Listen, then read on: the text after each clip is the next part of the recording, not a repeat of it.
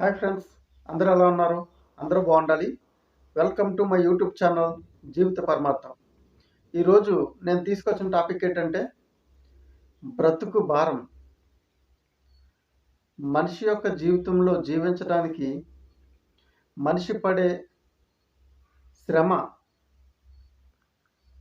మనిషి పడే వేదన, మనిషి పడే కష్టం, వీటి గురించి నేను క్లియర్ కట్ ఎక్స్ప్లెనేషన్ ఇస్తాను. ఈ వీడియో చాలామంది శ్రమజీవులకు, కష్టజీవులకు చాలా ఓదార్పునిస్తుంది. ఇంకా బ్రతుకు మీద భరోసా కలిగిస్తుంది అనే ఒక నమ్మకంతో ఇక్కడ వీడియో చేస్తున్నాను. ముఖ్యంగా ప్రతి ఒక్కరు కూడా మనిషి జన్మ ఎత్తిన తర్వాత భగవంతుడు ప్రసాదించినటువంటి ఈ యొక్క జీవితాన్ని మళ్ళీ భగవంతుడు మరణాన్ని ప్రసాదించే వరకు కూడా మనిషి జీవించక తప్పదు. మనిషి ఏ స్థితిలో ఉన్నా సరే, స్త్రీ పురుషులైనా ఎటువంటి లింగభేదం లేకుండా ఈ భూమి మీద ప్రతి ఒక్కరు కూడా జీవించక తప్పదు. జీవితం అంటే అనేక కష్ట సుఖాల సంగమం అని చెప్పాలి. ప్రతి ఒక్కరి జీవితంలో కష్టాలు ఉంటాయి, సుఖాలు ఉంటాయి, శ్రమలు ఉంటాయి, సంతోషాలు ఉంటాయి, ఒడిదుడుకులు ఉంటాయి. ప్రతి ఒక్క ఘట్టాన్ని కూడా మనిషి దాటుకుని జీవించగలగాలి. అప్పుడే మనిషి యొక్క జీవితం సార్థకం అవుతుంది, పరిపూర్ణం అవుతుంది. ఈ యొక్క భూమండలంలో లేదా ప్రపంచం మొత్తంగా చూసుకున్నట్లయితే అధికంగా ధనికులు 25% ఉంటే, కష్టపడి తన కష్టాన్ని నమ్ముకొని చెమటోర్చి బ్రతుకుని ఈడ్చేవాళ్ళు 75% ఉన్నారు. అలాగని అధికంగా ధనవంతులు ప్రశాంతంగా బతుకుతున్నారా? వాళ్ళకి ఎటువంటి టెన్షన్స్ లేవా?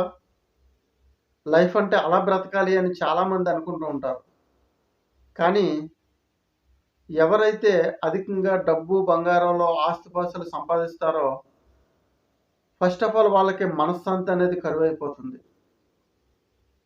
నేను గత వీడియోలో కూడా చెప్పడం జరిగింది. మనిషి జీవితం నేను ఎప్పుడు చెప్పినా సరే నా యొక్క మెసేజ్ల్లో జీవితం చాలా చిన్నది, క్షణభంగురం, ఏ క్షణాన్ని పోతుందో తెలియనటువంటి గ్యారంటీ లేని జీవితం అని నేను ప్రతి వీడియోలో కూడా చెప్తూ ఉంటాను. మనిషి ఈ రోజు వరకునే తన జీవితం, రేపు ఏం జరుగుతుందనేది ఎవ్వరు కూడా ఊహించలేరు, గ్రహించలేరు. ఎందుకంటే నిమిషాల్లో లక్షల్లో మంది చనిపోతూ ఉన్నారు, అదే నిమిషాల్లో లక్షల్లో పుడుతూ ఉన్నారు. చావు పుట్టుకలు అనేవి భగవంతుని ఆధీనంలో ఉంటాయి.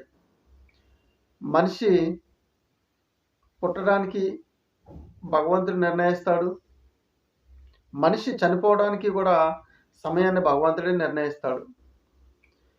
మనిషి తనకు తనగా స్వతహాగా చావు పుట్టుకలను తన ఆధీనంలోకి తీసుకోవాలని ఎన్నాళ్ళ నుంచో ట్రై చేస్తున్నా కానీ అది జరగనటువంటి పని. బ్రతుకు బరువు, బ్రతుకు బ్రతుకు బ్రతుకుని ఈడ్చడానికి లేదా లాగడానికి, ముందుకు సాగించడానికి మనిషి పడే తపన, ఆవేదన, శ్రమ మాటల్లో వర్ణించలేనిది. మిడిల్ క్లాస్ ఫ్యామిలీస్ కానీ, లో క్లాస్ ఫ్యామిలీస్ కానీ, ఎవరైతే బలుగు బలహీన వర్గాల వారు ఉన్నారో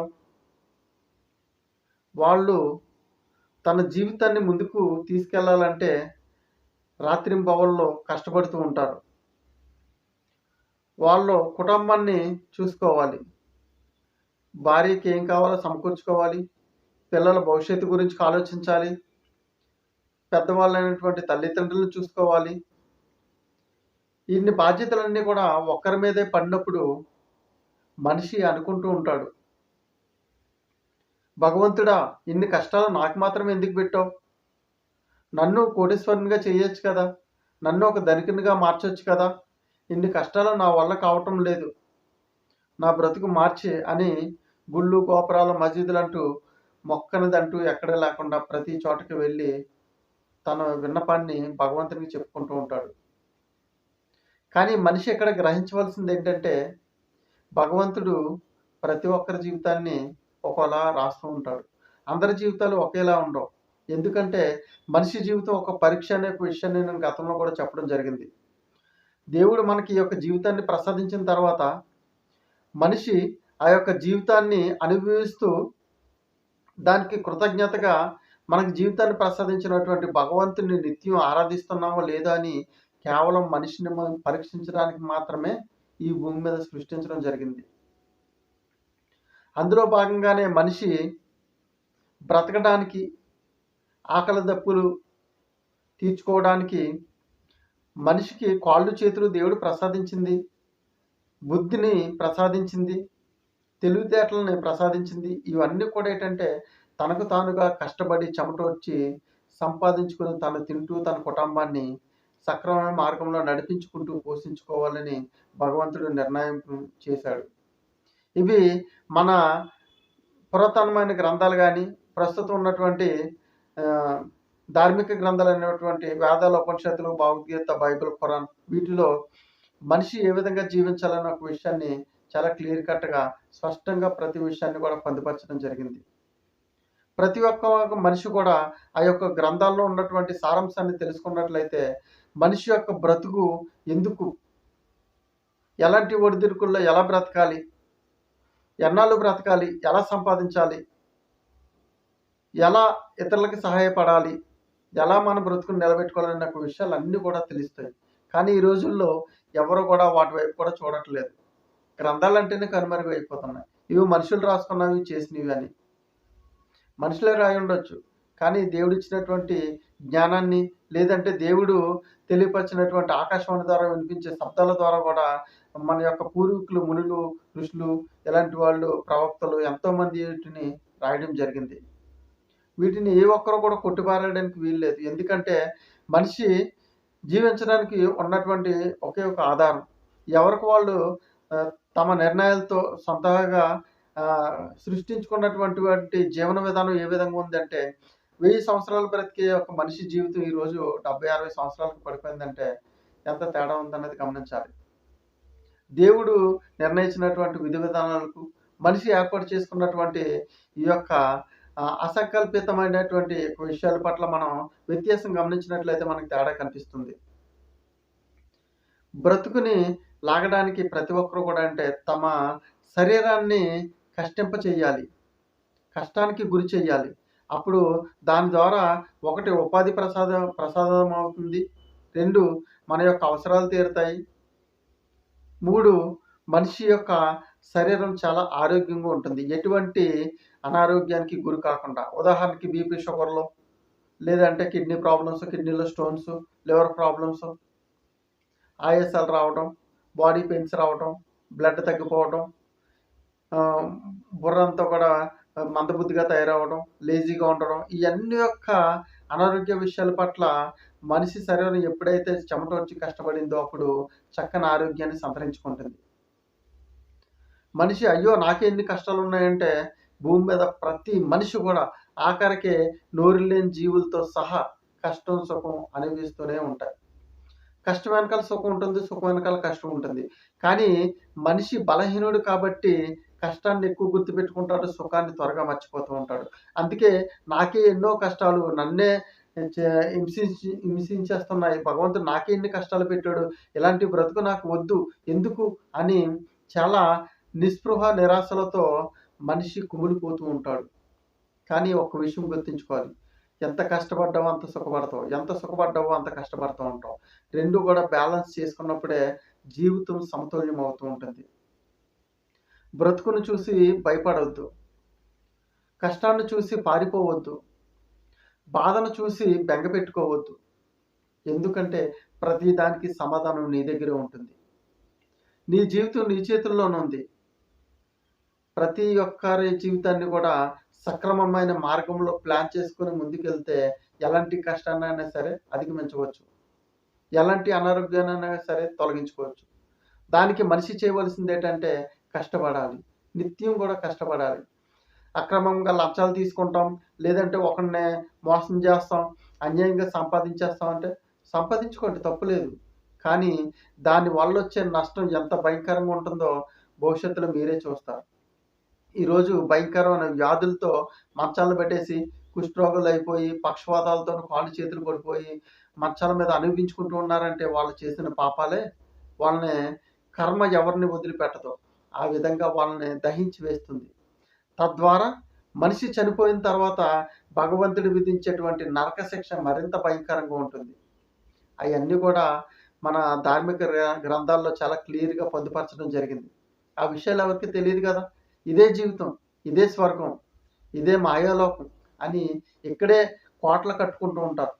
భగవంతుడు మనిషికిచ్చిన గొప్ప మరుపేంటంటే చావు. మనం ప్రతి ఒక్కరం కూడా చనిపోతాం. పుట్టిన వారు గిట్టక తప్పదు. జన్మించిన వారు మరణించక తప్పదు. ఆ విషయాలు చాలా క్లియర్ కట్‌గా పొందుపరచడం జరిగింది మన గ్రంథాల్లో. కానీ ప్రతి ఒక్కరు కూడా మనిషి చనిపోతాం అన్న ఒక విషయాన్ని మర్చిపోయి గడించాలి, సంపాదించాలి, ఎదుటి వాళ్ళు పొట్టగొట్టాలి, లంచాలు తీసుకోవాలి, అన్యాయంగా అక్రమంగా సంపాదించి దాచేసుకోవాలి, ఎదుటి వాళ్ళకి ఒక్క రూపాయి కూడా పెట్టకూడదు, ఎదుటి వాళ్ళకి ఒక్క పూట అన్నం కూడా పెట్టకూడదు, ఒక గ్లాసుడు మంచినీళ్ళు కూడా ఇవ్వకూడదని చాలా మూర్ఖత్వంగా ఆలోచించి తను సంపాదించి కూడబెట్టుకొని చివరికి తనే హాస్పిటల్‌కని, అక్కడికని, ఇక్కడికని ఖర్చు చేసి చివరికి భయంకర వ్యాధులతో కృషించి, నశించి చాలా ఇబ్బందులు పడి మనిషి మరణించడం జరుగుతుంది. ఏం సాధించారు మనిషి? దేవుడు చెప్పినటువంటి యొక్క విధానాన్ని ఎవరు ఫాలో అవుతున్నారు? మన గ్రంథాలు మనకు నేర్పినటువంటి యొక్క సత్యాన్ని ఎవరు అనుసరించగలుగుతున్నారు? అందుకే ఇన్ని కష్టాలు, ఇన్ని బాధలు, ఇన్ని ఇబ్బందులు ఎదురవుతున్నా సరే మనిషి కృంగిపోతున్నాడు, నిలబడలేకపోతున్నాడు. పూర్వం మన పెద్దలు చాలా ఎలాంటి కష్టాలొచ్చినా, ఎలాంటి ఒడిదుడుకులొచ్చినా మనిషి నిలబడి తట్టుకొని అతను 10 మందికి ఆదర్శంగా సమాజంలో బ్రతికి చూపించేవాడు. కానీ ఈరోజు చిన్న కష్టం వస్తే అప్పుల బాధలు తట్టుకోలేక, జీవితంలో ఏది సాధించలేదని, ఆరోగ్యం బాగోలేదని, పిల్లల బ్రతుకులు సరిగా లేవని, భార్య తప్పు చేస్తుందని, భర్త తాగేస్తున్నాడని ఈరోజు కృంగిపోతూ బాధలు భరించలేక ఎంతోమంది సూసైడ్‌లు చేసేసుకుంటున్నారు. కానీ అది జీవితానికి వ్యతిరేకం, విరుద్ధం. దేవుడు తెలియపరిచినటువంటి ఆ యొక్క ఏవైతే శ్లోకాలు గానీ, అధ్యాయాలు గానీ, వచనాలు గానీ మనకి ధార్మిక గ్రంథాల్లో తెలియపరిచారో వాటన్నింటికి కూడా విరుద్ధమనే మనం చెప్పాలి. మనిషి దేనికి కూడా కృంగిపోకూడదు. వస్తుంది. ఈరోజు నెలకి 5,000 సంపాదించుకున్న వాళ్ళు బ్రతుకుతున్నారు. నెలకి కోట్ల మీద ఆదాయం వస్తున్న వాళ్ళు బ్రతుకుతున్నారు. వీళ్ళలో నిజం చెప్పాలంటే తక్కువలో ఉన్నంతలోనే సర్దుకుపోయే వాళ్ళు చాలా ప్రశాంతంగా నిద్రపోతూ ఉంటారు. తిన్నది అరుగుతూ ఉంటుంది. చక్కని ఆరోగ్యం వస్తుంది. కానీ కోట్లు సంపాదించి కూడబెట్టిన వాళ్ళు ఒక పూట తింటే మరో పూట తినలేరు. బీపీలు, షుగర్లు, అనారోగ్యాలు, నిద్ర లేకపోవటాలు, మెంటల్ స్ట్రెస్, భయంకరమైన వ్యాధులతో సతమతం అవుతూ ఉంటారు. ఒక పక్క సంపాదించిన ఆస్తిని ఎలా మేనేజ్ చేయాలి? దాన్ని ఎలా కాపాడుకోవాలి? పిల్లల భవిష్యత్తు ఏమైపోతుంది? ఇవన్నీ కూడా బుర్రలో పెట్టుకుని ఎంతోమంది మనశ్శాంతి లేనటువంటి జీవితాన్ని వాళ్ళు గడుపుతూ ఉన్నారు. అందుకే ప్రతి ఒక్కరు కూడా జీవితం యొక్క ప్రాబల్యాన్ని తెలుసుకోవాలి. జీవితం అశాశ్వతం. కొన్నాళ్ళుండి పోయేటువంటి క్షణభంగురం లాంటి జీవితం. అలాంటి జీవితంలో ఎదురయ్యే కష్టాలు అశాశ్వతం, సుఖాలు అశాశ్వతం. ప్రతిదాన్ని కూడా మనిషి కూర్చొని తినాలి, ఏ పని చేయకూడదు, లేదంటే నేను ఆస్తులు కూడబెట్టి దాని మీద వచ్చిన డబ్బుతో బ్రతకాలి అనుకోవటం మూర్ఖత్వం అని చెప్పాలి. కష్టపడాలి, శరీరాన్ని కష్టింపచేయాలి, అలసిపోయేలా చేయాలి. బాగా కష్టపడిన వ్యక్తి తిన్న తిండి అరుగుతుంది, పడుకోగానే నిద్రపడుతుంది, శరీరం అంతా ఆరోగ్యవంతంగా తయారవుతుంది. తన కష్టాన్ని తను తెలుసుకుంటాడు కాబట్టి ఎదటి మనిషిని కష్టపెట్టాలని ఆలోచన ఉండదు. మంచి బుద్ధితో బ్రతకగలుగుతాడు. అలా కాకుండా లంచాలు తీసుకోవాలి, ఎదటి వాళ్ళు పట్టుకొట్టాలి, ఒక మోసం చేయాలి, ఇలా సంపాదించిన డబ్బు తన పతనానికి రోజు రోజుకి దారి తీస్తుంది. అందుకనే బ్రతుకుని ఒక మంచి మార్గంలో, సవ్యమైన రీతిలో నువ్వు నీతిగా నిజాయితీగా బ్రతికావంటే నీకు సుఖాలు సంతోషాలు అన్నీ నీ వెంట వస్తూ ఉంటాయి. వచ్చిన కష్టాన్ని ఎదిరించి నిలబడే శక్తి భగవంతుని ప్రసాదిస్తాడు. తద్వారా నీ కష్టాన్ని గుర్తించిన నీ పిల్లలు, నీ భార్య, మీ అత్తమామలు కావచ్చు, లేదంటే మీ అమ్మ నాన్నలు కావచ్చు, ఎవరైనా సరే నీ కష్టాన్ని గుర్తించి ఇంట్లో నిన్ను ఒక యజమానిగా చాలా గొప్ప విలువలతో కూడిన గౌరవాన్ని నీకు అందిస్తారు. అలాంటి జీవితాన్ని నువ్వు అందుకోవాలంటే సమస్యలు వచ్చినప్పుడు కృంగిపోకూడదు, బాధలు వచ్చినప్పుడు పారిపోకూడదు, ఇబ్బందులు ఎదురైనప్పుడు జీవితం పట్ల నిరాశ నిస్పృహలో పెట్టుకొని జీవితాన్ని కోల్పోకూడదు. గుర్తుంచుకోండి, జీవితం యొక్క పరమార్థం తెలుసుకోండి, జీవితం యొక్క సత్యాన్ని గ్రహించండి. జీవితం క్షణభంగురం లాంటిది. ఉన్నంతకాలం సంతోషంగా సుఖంగా బ్రతకండి. నీకున్న దాంతో నిజాయితీగా సంపాదించండి, నీతిగా న్యాయంగా ధర్మంగా బ్రతకండి, లేని వారికి సహాయపడండి. మీరు మంచి మరణాన్ని పొందుతారు, ప్రశాంతమైన జీవితాన్ని అనుభవిస్తారు. మీ మరణానంతరం భగవంతుడు మీకు డైరెక్ట్గా వైకుంఠాన్ని, స్వర్గాన్ని ప్రసాదిస్తాడు. ఈ యొక్క మెసేజ్ మీ అందరికీ కూడా, ఎవరైతే శ్రమజీవులు ఉన్నారో, నీతిగా నిజాయితీగా బ్రతికి వాళ్ళు ఉన్నారో వాళ్ళందరికీ కూడా మంచి ఊరటనిస్తుందని ఆశిస్తున్నాను. మరి ఎవరైతే లంచగొండులు ఉన్నారో, ఎవరైతే అక్రమదారులు ఉన్నారో, ఎవరైతే కబ్జాదారులు ఉన్నారో, ఎవరైతే ఎదుటి వాళ్ళ కష్టాన్ని దొంగిలించాలని చూస్తున్నారో వాళ్ళందరూ ఇప్పటికైనా మారి సమాజంలో మంచి వ్యక్తిత్వం కలిగిన మనుషులుగా బ్రతకండి. మీ జీవితాన్ని కష్టాల నుంచి సుఖం వైపు మలుచుకోండి. నీతి నిజాయితీతో సమాజానికి ఆదర్శంగా నడవండి. తద్వారా భగవంతుడు ప్రసాదించినటువంటి స్వర్గ నరకం నుంచి తప్పించుకుని స్వర్గం పొందుకునే దేవుడి యొక్క కారుణ్యాన్ని, లేదా ఆయన శాంతి సమాధానంలో ఆయన యొక్క ప్రసాదితం మీపై ఎల్లప్పుడూ ఉండేలా మీరు చూసుకోవాలి. ఈ యొక్క మెసేజ్ ప్రతి ఒక్కరికి కూడా ఒక ఆదర్శం అవుతుంది, ఒక ఊరటనిచ్చి బాసటగా మంచి దారి వైపు నడిపిస్తుందని ఆశిస్తున్నాను. ఈ యొక్క మెసేజ్ మీకు నచ్చినట్లయితే లైక్ చేసి, షేర్ చేసి, సబ్స్క్రైబ్ చేయండి. నేను మరిన్ని వీడియోలు చేసి సమాజాన్ని మంచి రీతిలో నడిపించడానికి నా వంతు కృషిగా నేను ప్రయత్నం చేస్తాను. మరిన్ని వీడియోలు చేసి మీ ముందు ఉంచుతాను. లైక్ చేసి, షేర్ చేసి, సబ్స్క్రైబ్ చేయండి. Thank you so much friends.